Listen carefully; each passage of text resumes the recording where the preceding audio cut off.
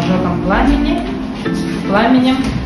Ага, мы вот сейчас взяли донорские участки, вот, да, со спины мы взяли его кожу, значит, с джетом мы очистили рану и сейчас будем уже саму пересадку производить.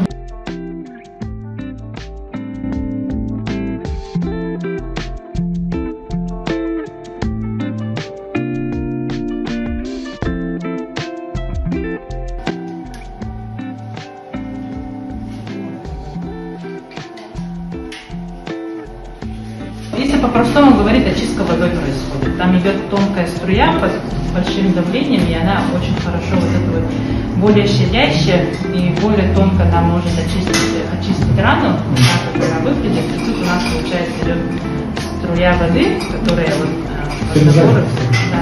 очищает рану. Благодаря этому рана более не сильно травмируется в этом. И когда мы производим аутотермопластику, само приживление аутотрансплантата, она более